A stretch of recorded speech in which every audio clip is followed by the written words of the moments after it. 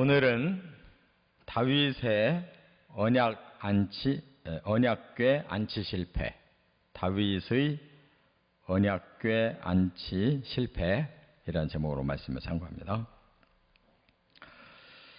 다윗은 이제 지금까지 하나씩 이제 하나님이 계획하시는 뜻대로 잘 순종해서 그야말로 신정국가, 하나님이 다스리시는 이 나라를 이제 세워가고 있어요.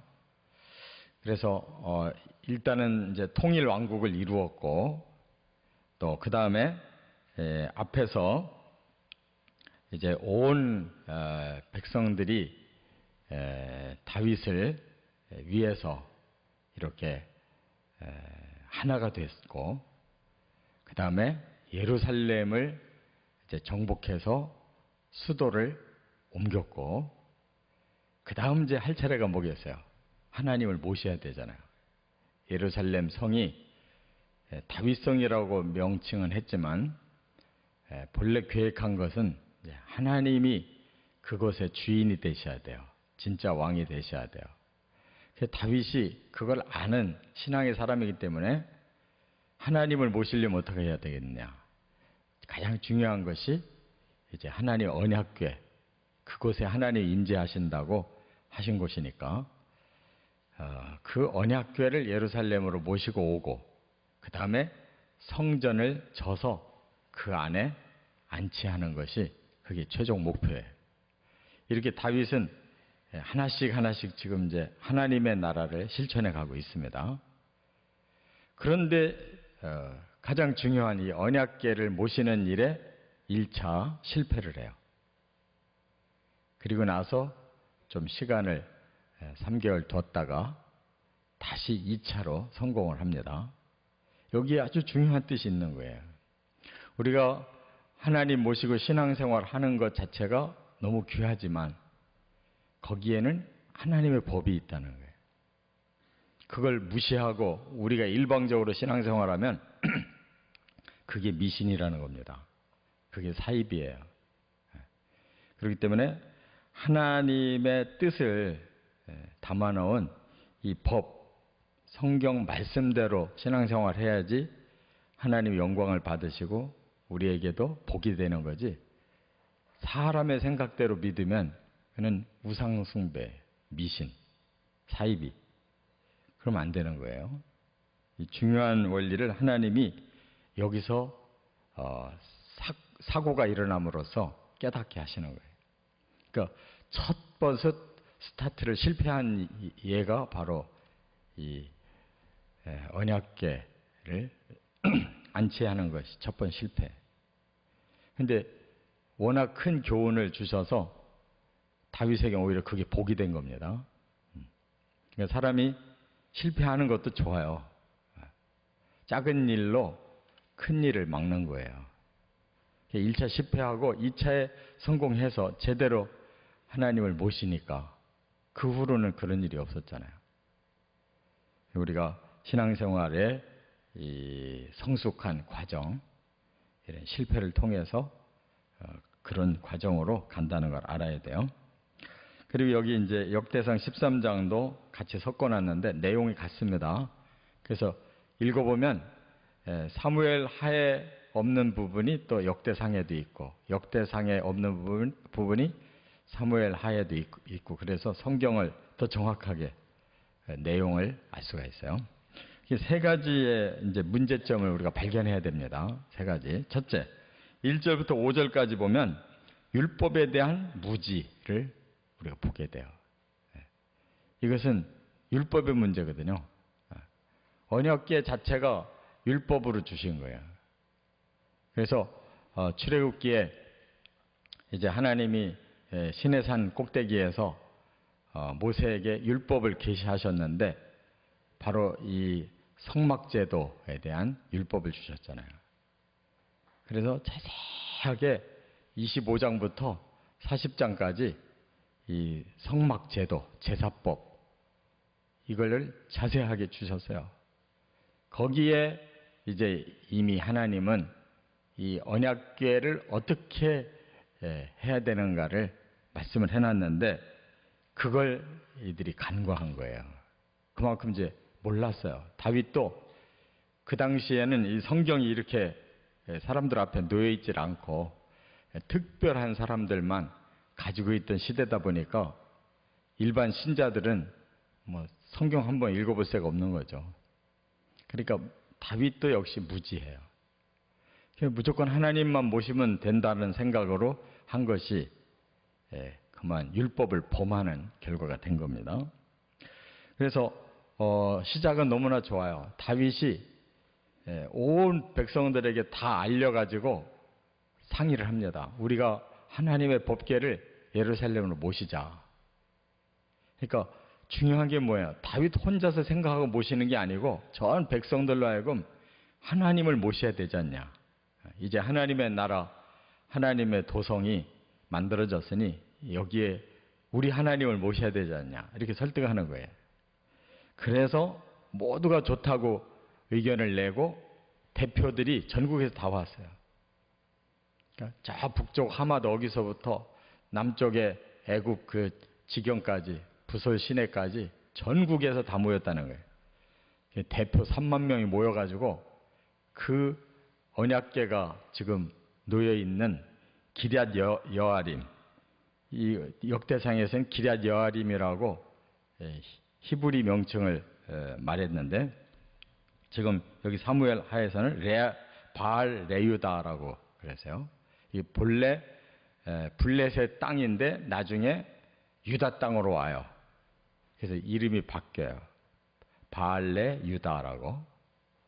본래 옛 이름은 기럇 여아림. 그곳에 법궤가 언약궤가 70년 이상 방치되어 있었어요. 사사시대 뺏기고 나서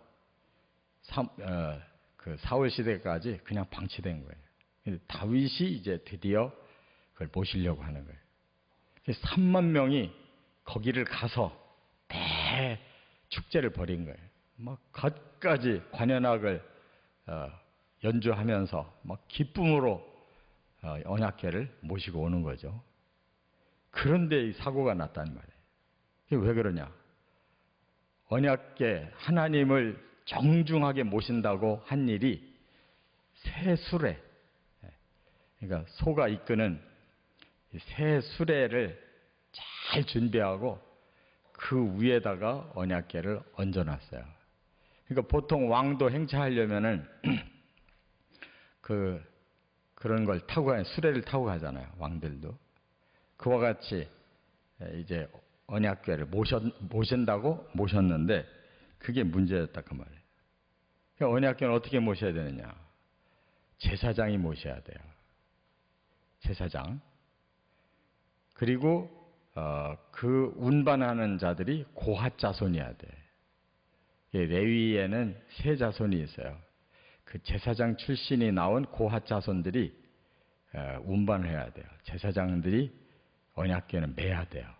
나머지는 전부 그 고핫 자손들이 다 운반해서 가져가야 돼요. 특별히 언약궤는 제사장이 어깨에다 매야 돼요. 그래서 처음부터 만들 때부터 이 긴 자루가 만들어져 가지고 언약궤 자체는 만지면 안 되고 이 긴 자루 네 사람이 한쪽씩 어깨에다 메고 가야 되는 거예요. 처음부터 이 궤가 막대기가 거기에 있어요. 막대기만 잡고 들어야지 궤 자체를 만졌다면 큰일 나는 거예요. 하나님에 대한 모욕으로 이렇게 규정하셨어요. 그 내용이 출애굽기 25장 14절 15절에 나오고 민수기 3장 30절 31절에 나오고 민수기 4장 15절에도 나오고 민수기 7장 9절에도 나오고 이렇게 모세 오경 안에 여러 번 나와요. 이걸 몰랐다는 것은 성경 안 들여다본 거지. 아무도 거기 전문가가 없는 거예요. 누가 전문가가 있었으면 다윗에게 얘기해 줬을 텐데 몰랐던 거예요. 무조건 새 수레만 해서 높이 모시기만 하면 좋을 줄 알았는데 그게 잘못됐다는 거예요. 우리도 하나님의 말씀을 지식으로도 알아야지 나 아무것도 모르고 무조건 믿기만 한다. 그거는 하나님 방법 아니에요. 두 번째, 6절과 7절에 보면 웃사의 죽음. 웃사가 수레가 이제 가다가 나곤의 타작마당에 이르렀는데 갑자기 소가 뛰기 시작한 거예요. 그러니까 수레가 막 흔들거릴 거 아니에요. 그래도 하나님의 언약궤를 잘 극진히 모시고 가고 있는데 수레가 흔들려서 언약궤가 떨어진다든지 하면 큰일 나잖아요.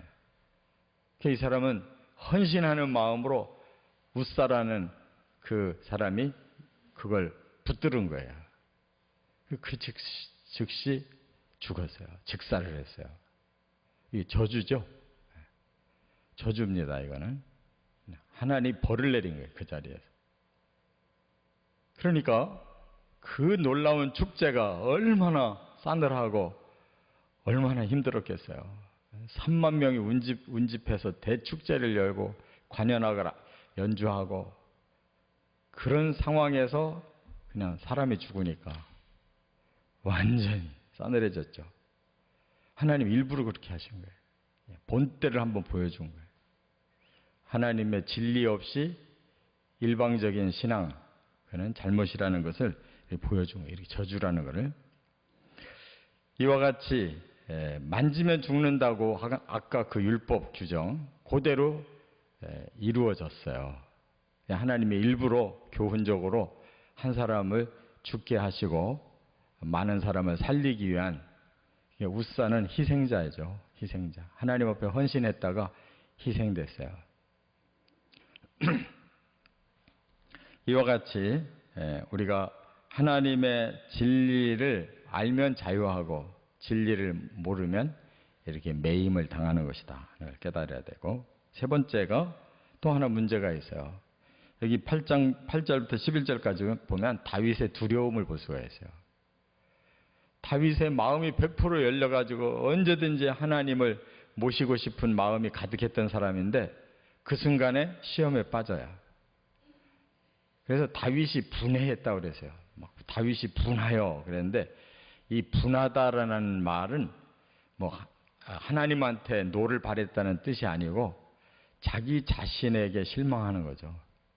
내가 이렇게 하나님을 위해 잘하려고 했는데 결국 백성 앞에서 대실패를 하고 말았어요. 시험에 빠진 거예요. 그리고 하나님 두려워하기 시작했어요. 하나님이 언제든지 좋았는데 하나님 무서워 봐요. 얼마나 힘들어요, 신앙생활이.